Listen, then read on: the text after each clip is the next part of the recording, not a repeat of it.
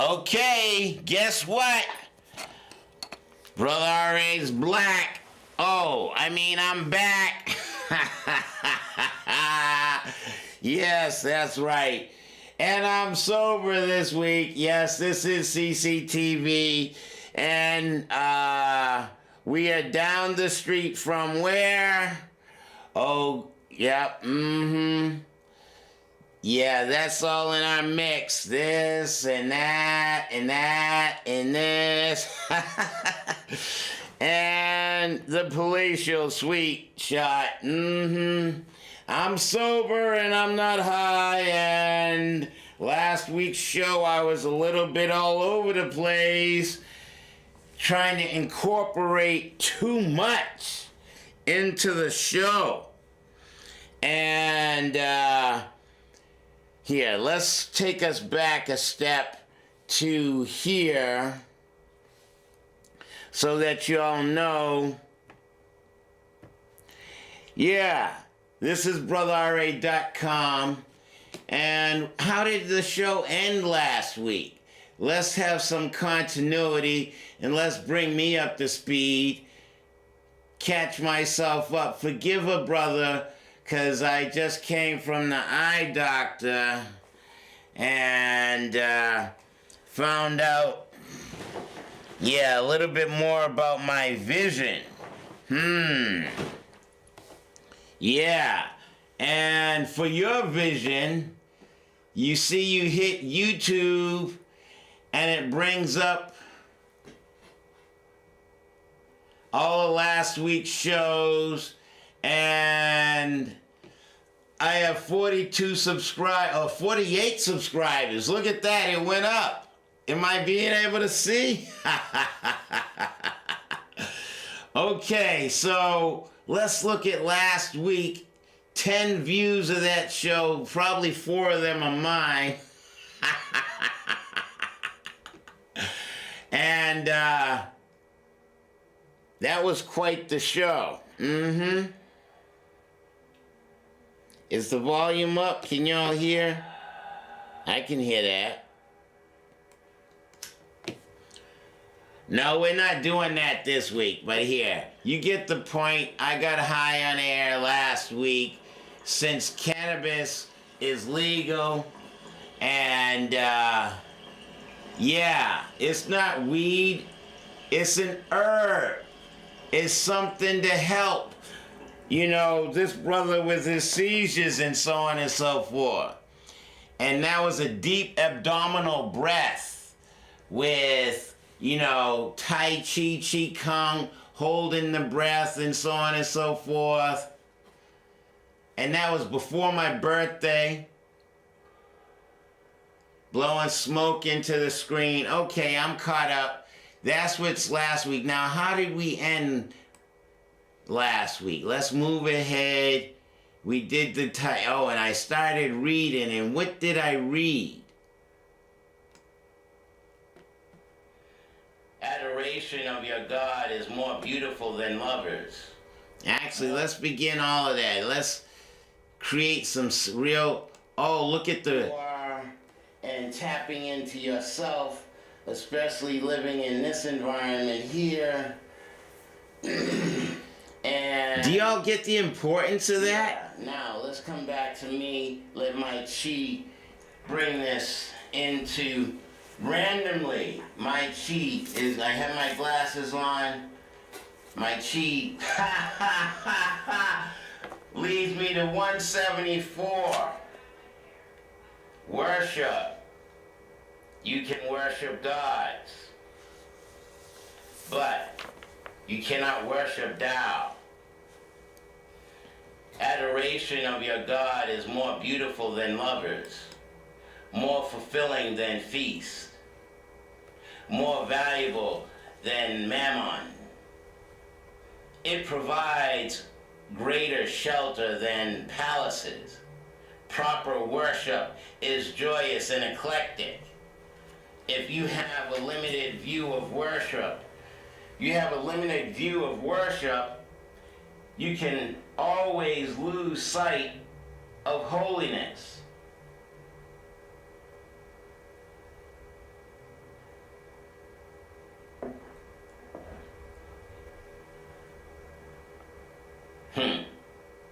Don't lose sight of your holiness. When you are on your journey, when you are a junior level of achievement, you can turn away from your gods at any time. Those who follow Tao know that Tao is not a god on the altar. They therefore see their God in their every action and never lose sight of the divine. Gods can be worshipped, but the Tao can be worshipped. Why?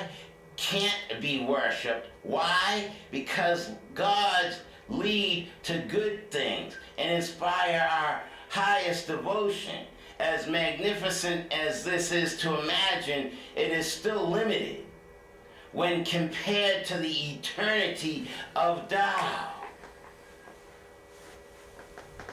Tao has no definition, no limit, no personal or individual consciousness. Thus, to worship Tao is meaningless, for effort would be lost in the infinite sea. 30 seconds. There is no supplication for it will not respond. There's no adoration of it, for it displays no glory. There's no ecstatic union with it, for it has no differentiations. Tao is great. Tao is eternal. Everything limited and small, even worship disappears in it. So let's stop that. No, we don't want to hear that. Let's come back to freeze that, put that screen small, and yes, we're here, and give you this shot here, and share this with you. Bada boom, bada bing. And let's just bring it in tight. And right there. Can y'all see my feather? I'm trying to be light. Can y'all see my pupils are dilated? Can't see that far? I'm trying to lean back in the light, and that light is really bright. I had on my little cool glasses after coming from the eye doctor. Put these little jammies on like this. What do you think of that look? Is that a cool look? Is it important to be cool? Oh, this is the Stevie Wonder look.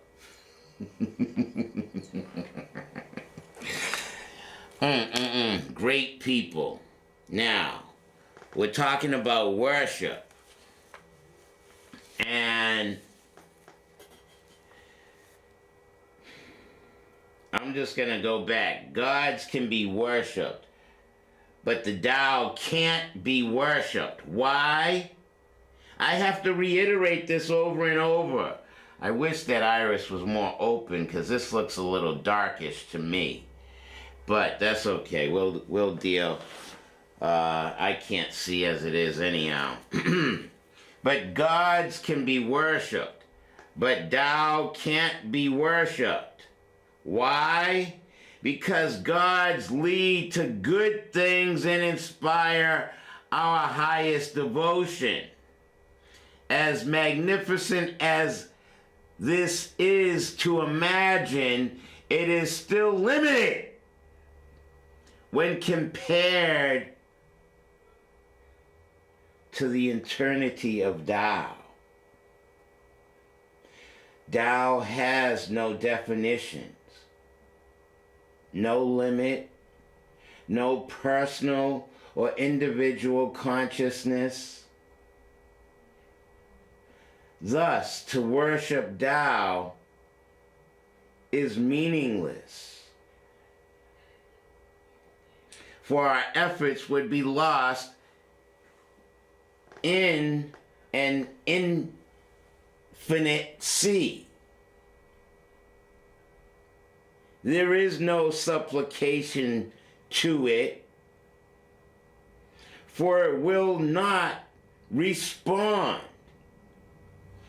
There is no adoration of it, for it displays no glory.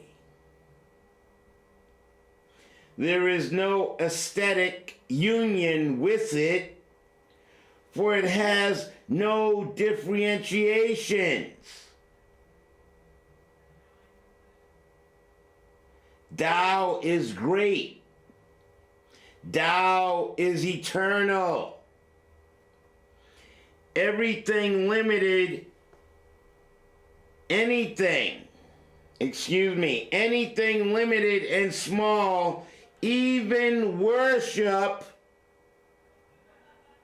disappears in it. One can only enter Tao to become a part of its limitlessness.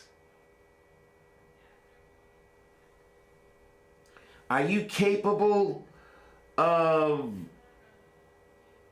tapping in to your limitlessness?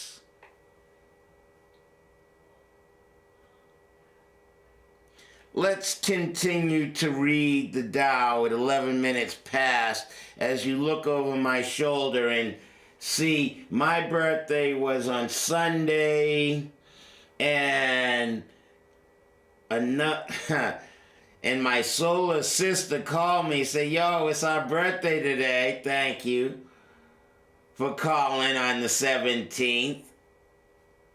2 Aquarians, male and female.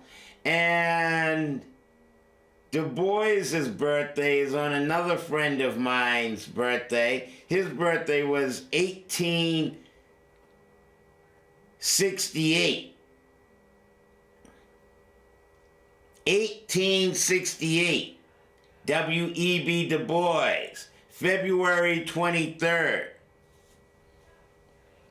We'll get to him, hopefully, if I don't get sidetracked like I did last week. Let's get back in this shot. Am I gonna... Y'all see that? Is that enough light? Never mind. Shut up. Just read. Listen to the words that come out of my mouth. For I is an instrument or a tool, conveying the message of one. I am that one. You are that one. There's no differentiation between you and I. We are all on this third planet away from the sun. Worship a god or an energy outside of yourself, or worship yourself. For even Moses said, he heard God say, I am that I am. But where did God in that book get the concept of one? I'm going to read 175 now. Is my mics in place? Can these mics picking me up? Make sure, at least if the audio is working. The visual's too dark for me, but maybe my eyes are too dilated. But 175. Diversity. Gods have many faces, but true divinity has no face. And there are there are so many gods in the world. Taoists have their pantheon. The Buddhists, the Hindus, and other religions have theirs. The Islamic and the Judeo-Christian schools may be monotheistic, but their sects, S-E-C-T-S, sext, differ vastly from one another. Those who follow Tao assert that each of us sees the divine in our own way. There is only one God, or many. Among those who follow Tao, there are those who say that if there are gods, then everyone is a god. You are a god. There is nothing in the sky, and no one lives your life but you. Whatever one believes in terms of deities is fine. It's all individual preference. And it ultimately means self-awareness. But there is something beyond the diversity of gods, and that is the absolute. That which is absolute is formless. Thus, Tao is nameless and faceless. We cannot consider Tao our God. That would be to give it form and therefore bring it back into the world where the myriad things have names. We use the word Tao for convenience only, but in fact we are referring to a deep mystery. As long as we live in the world of diversity,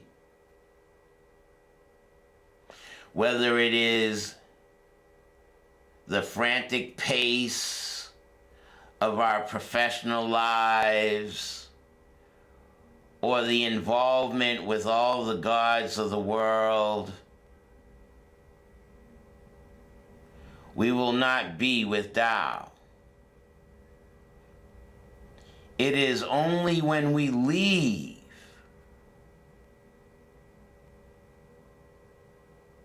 the diversity of existence and find the formless absolute that we reach Tao.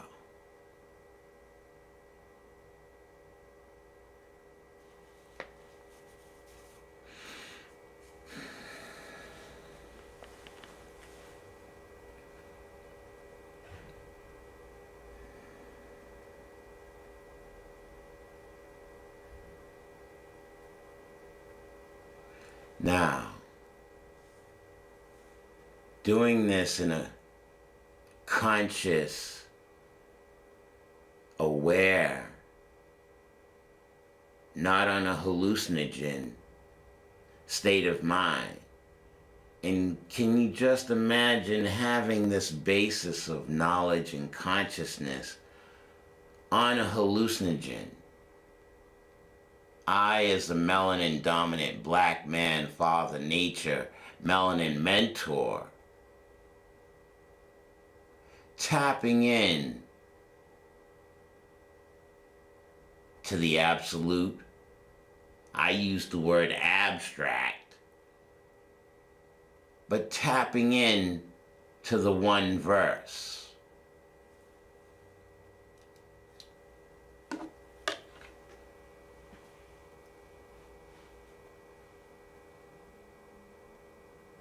Letting go of all of the values, any values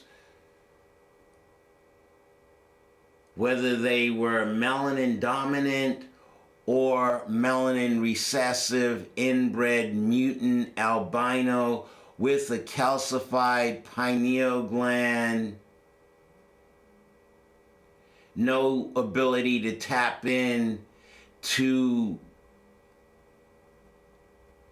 line up their Lego blocks. What's the word? Individed or individual? Are you an individual who is inwardly divided? Or are you lining up with the one verse?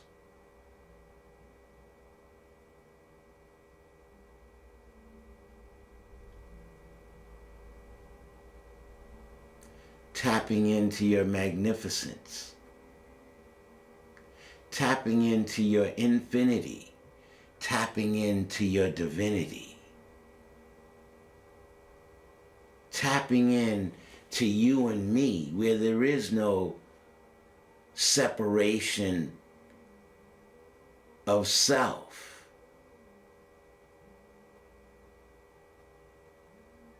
You tap into all aspects as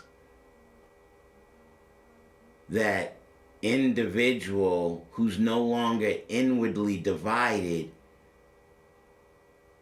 fragmented, segmented into a particular sect. There were other things in this I wanted to point out. Oh, monotheistic.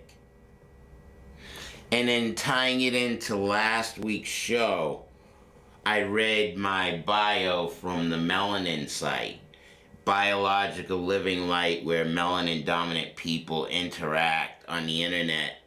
And yeah, the Melanin site. And I, as a 57-year-old, now I'm 57 because my birthday was Sunday, 57, single, never married, no children. And now I'm seeking a woman, a W.O.M.B, woman. The female. If I am that yang energy, she is the yin energy. And I'm looking for that woman to be balanced within herself. And I made reference to monotheistic. But of course, if I am paying attention and understanding the information I am gathering because I sought this information, why would I have to be, not only is the Tao talk about monotheism, which is talking about one God, and you need to bow down and acquiesce to that one energy outside of yourself, and that makes no fucking sense. Why are you gonna bow down to an energy outside of you that separates the two energies? Now, me being single and looking for the mother of my children, I would have to let her know that I'm not only polytheistic and believe that she is a divine energy, but I'm a divine energy, but I'm a polygamist. No. One woman is not going to be able to satisfy all aspects of my tapping into all of the fuck of who I am.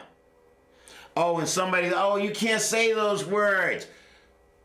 I'm speaking my colonizer's English. Are you comprehending the concepts and the connotations and the innuendos of the abstract or the absolute? And are you feeling the energy and the vibration? as a child of the sun, the S-U-N, not the S-O-N. O being enclosed, encapsulated, or confined and defined. But a cup, S-U. Universe, one verse, you take in all the energies of all the verses. I am that polygamist that delves in all verses. Can you comprehend such a thought? So, I made point of the monotheism, the religions, professional lives. This is my professional life, walking this particular path of delving deep within myself. As a polygamist, as a thinking, melanin-dominant black man.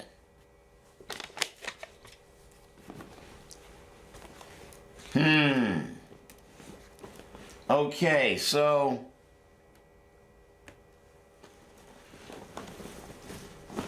the target bag. And here is the ultimate, reaching melanin on all levels of spheres. And of course, this is just a smaller version of this. And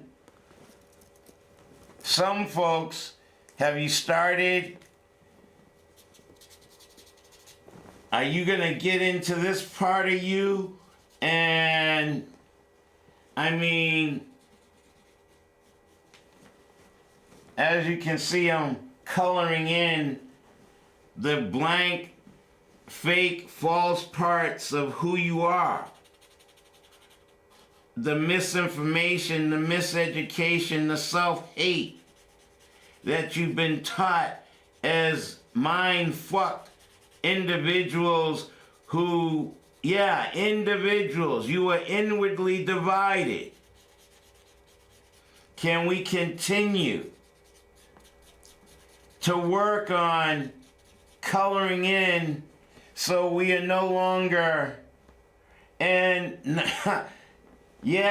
look at the process and think about how many layers there are to you. How much consciousness do you have? Enough with that. I was trying to get to a point dealing with W.E.B. Du Bois, and that was from 2 weeks ago. And I know I have pointed out, go from the Tao to W.E.B. Du Bois, and Du Bois born in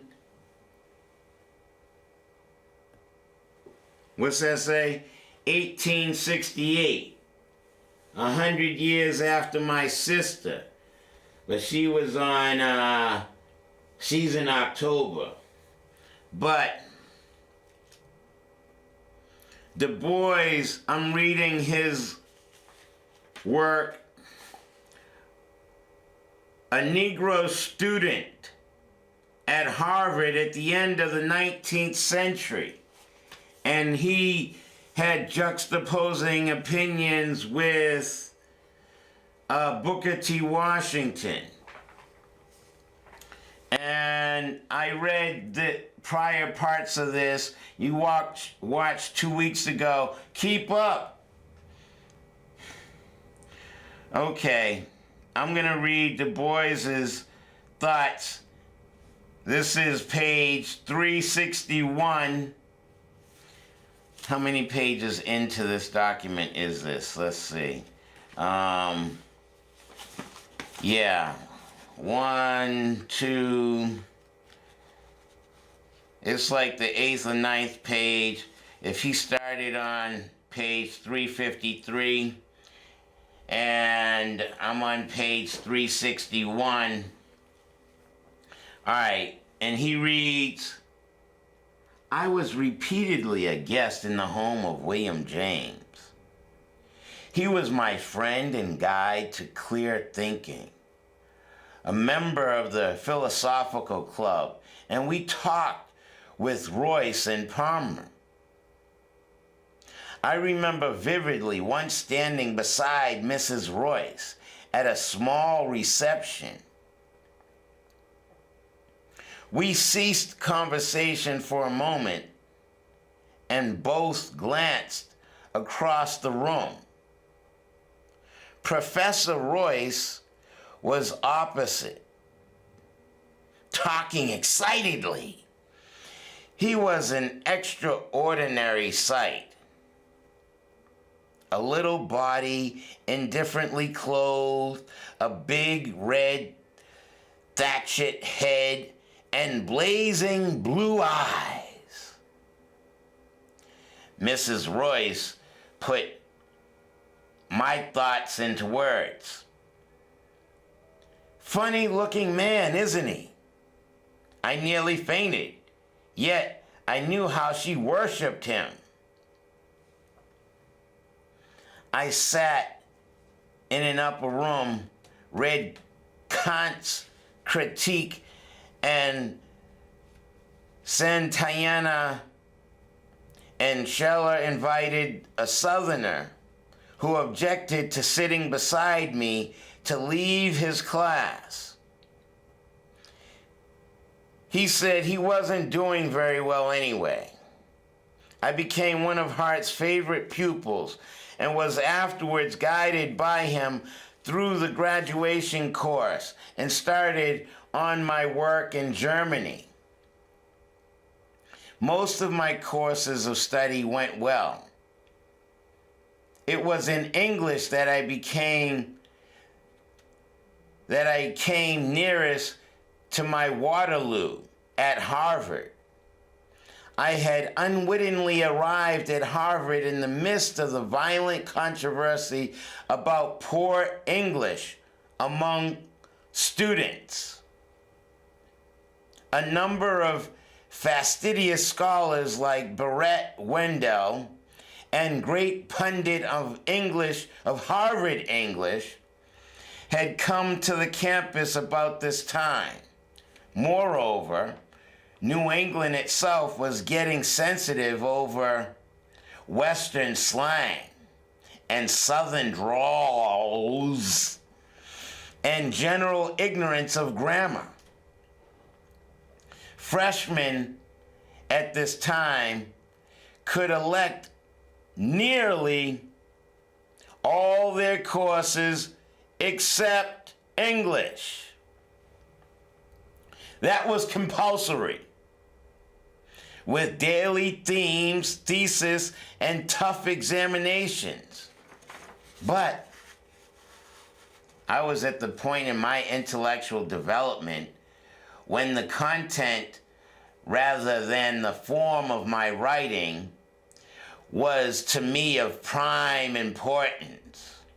Words and ideas surged in my mind and spilled out without disregard of exact accuracy in grammar, taste in word, or restraint in style.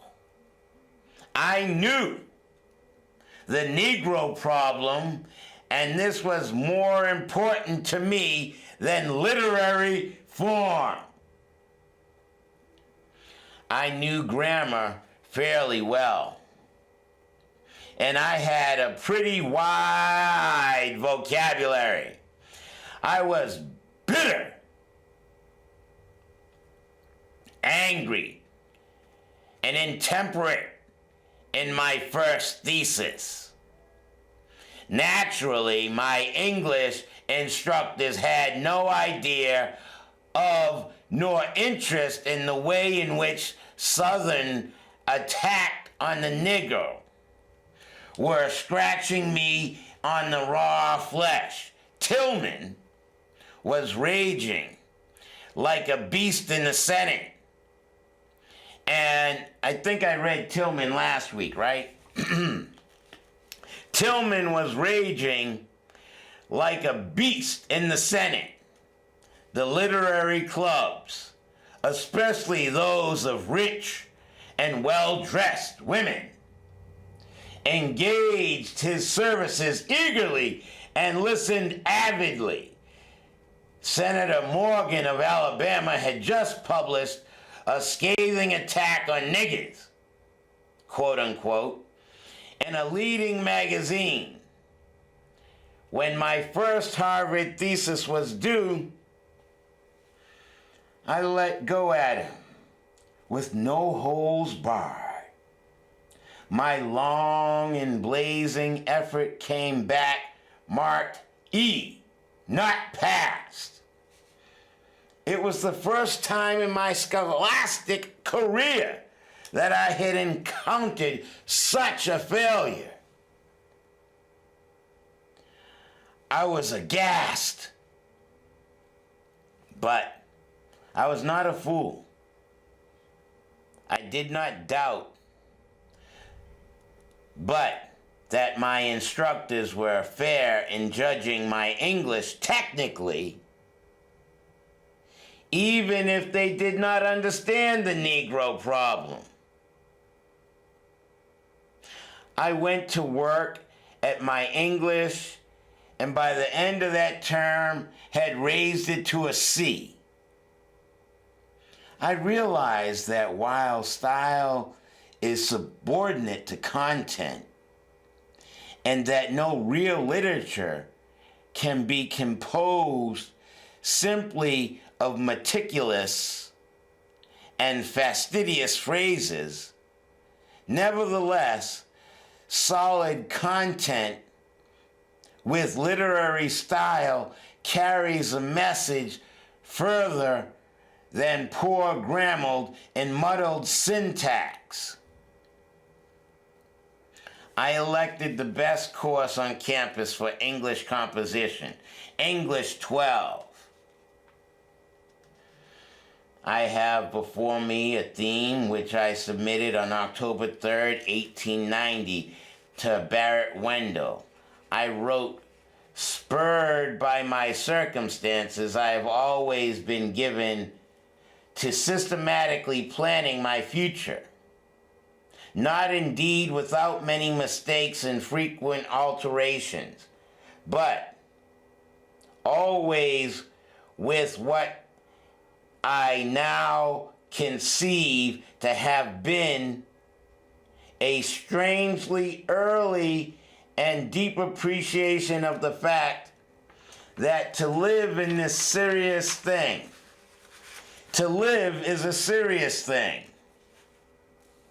I determined while in high school to go to college, partly because other men did, and partly because I foresaw that such discipline would best fit me for life.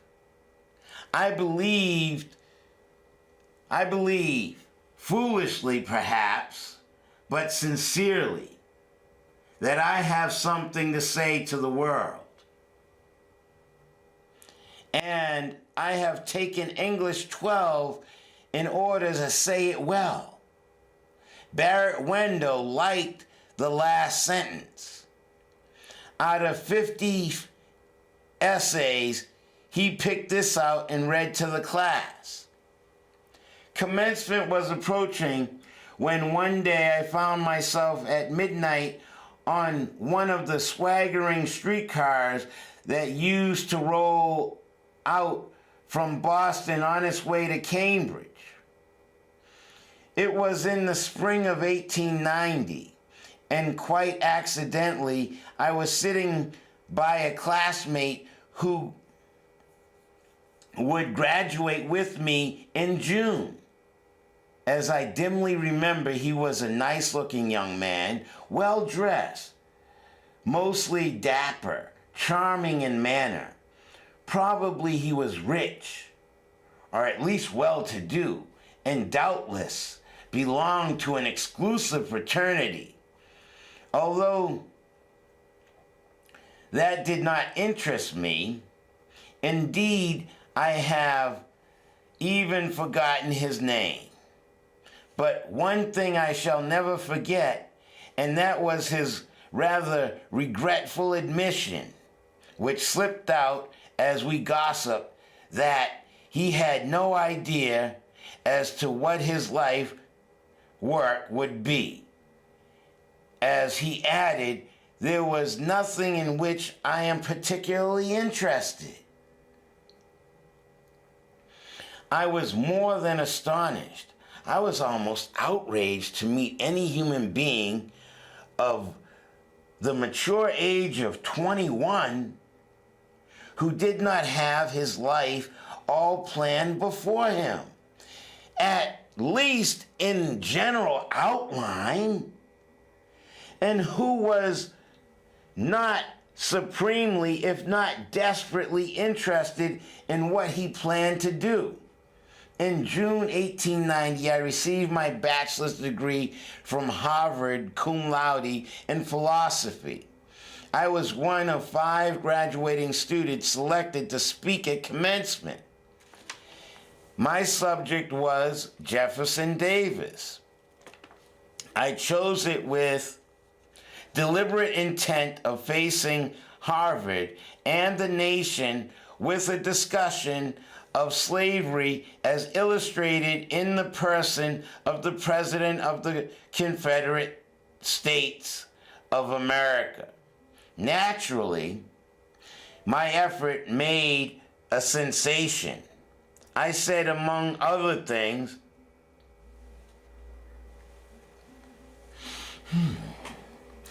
I wish to consider not the man, but the type of civilization which his life represented.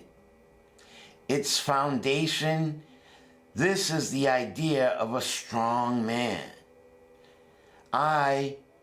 Individualism coupled with the rule of might, and it is this idea that has made the logic of even more modern history, the cool logic of the club.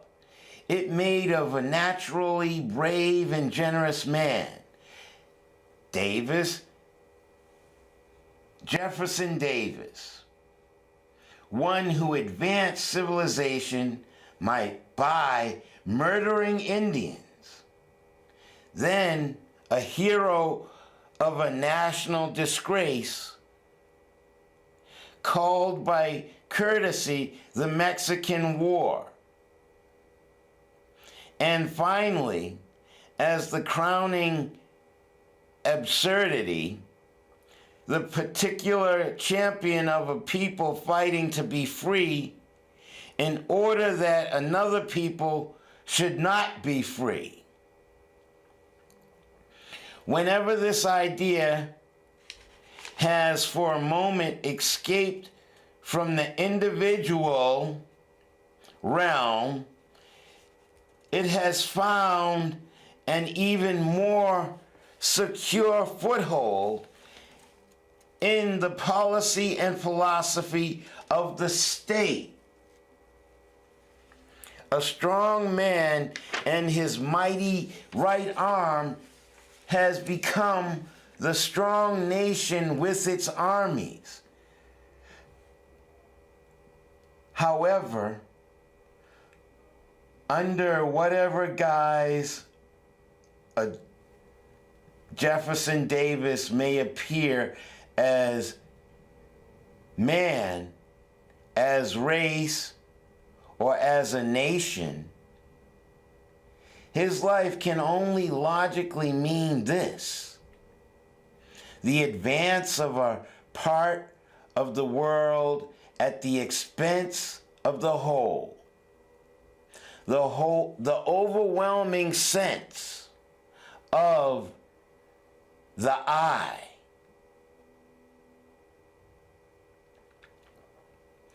And the consequence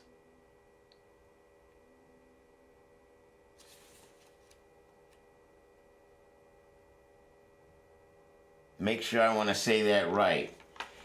He's the Englishman, so did I get that? Consequent forgetting of the Tao. It has thus happened that advance in civilization has always been handicapped by the short-sighted national selfishness. The vital principle of division of labor has been stifled not only in industry, but also in civilization. So, as to render it well, nigh impossible for a new race to introduce a new idea into a world except by means of the cudgel, C-U-D-G-E-L. To say that a nation is in the way of civilization is a contradiction in terms, and a system of human culture whose principle is the rise of one race on the ruins of another is a farce and a lie. Yet, this is the type of civilization which Jefferson Davis represented. Trump. I'm sorry. Did I say wall? I mean Trump wall. Mexico. Did I say no? I'm saying W.E.B. Du Bois reading of a Negro student in Harvard in the end of the 1800s. And, yet this is the type of civilization which Jefferson Davis represented. It represents a field for stalwart manhood and heroic character, and at the same time for mortal obtuseness and refined brutality.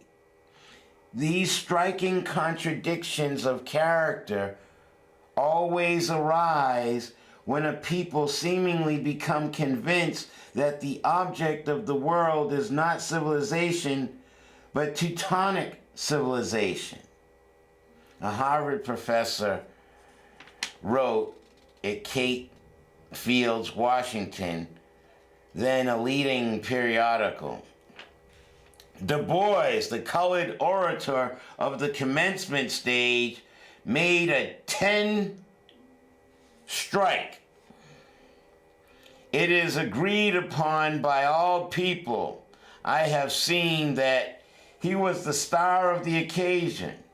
His paper was on Jefferson Davis, and you would have been surprised to hear a colored man deal with him so generously.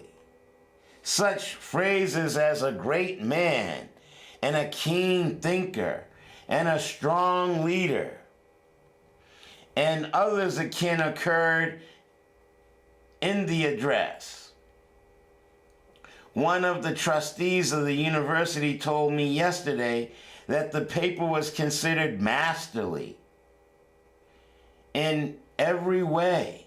Du Bois is from Great Barrington, Massachusetts, and doubtless has some white blood in his veins. He, too, has been in my classes the past year. If he did not head the class, he came pretty near the head, for he is an excellent scholar in every way, and altogether the best black man that has ever come to Cambridge. Bishop Potter of New York wrote in the Boston Herald, when, quote unquote, When at the last commencement of Harvard University I saw a young colored man appear and heard his brilliant, eloquent address, I said to myself, here is what a heroic race can do if they have a clear field and a high purpose, a result will, a resolute will. Already, I had now received more education than most white men, having been almost continuously in school from the age of 6 to 22. But I did not yet feel prepared. I felt that to cope with the new and extraordinary situations then developing in the United States and the world, I needed to go further. And that, as a matter of fact, I had just well begun my training in the knowledge of social conditions. I reveled at the keen analysis of William James, Josiah Royce, and young George Santayana,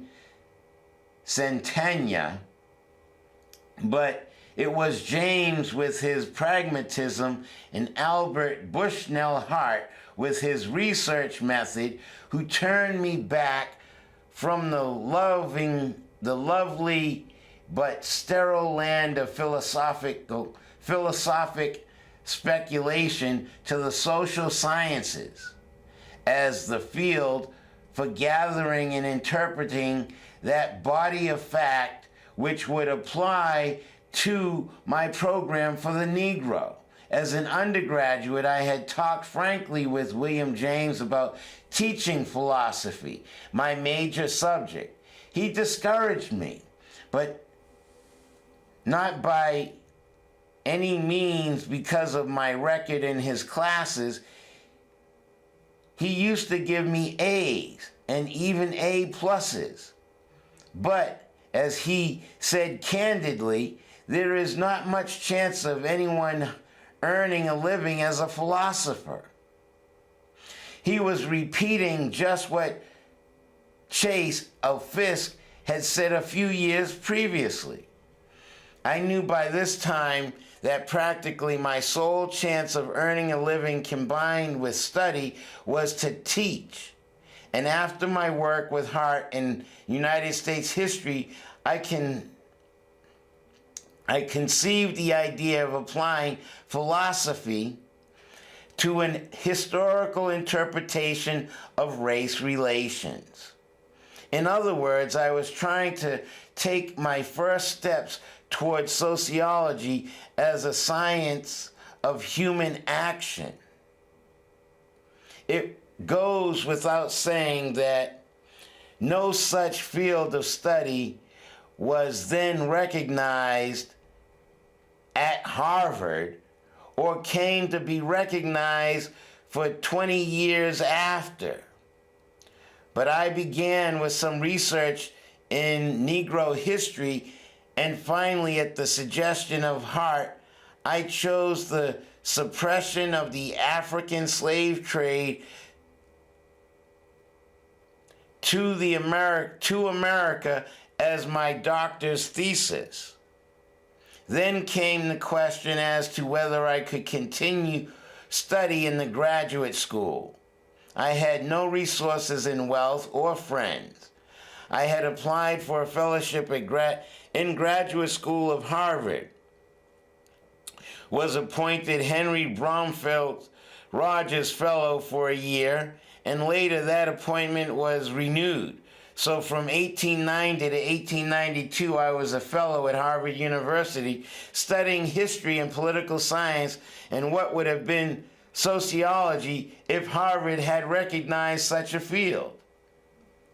I finished my first draft of my thesis and delivered an outline of it at the Seminars of American History and Political Economy, December 7, 1891. I received my master's degree in spring. It was thereupon elected to American Historical Society and asked to speak in Washington at their meeting in December 1891.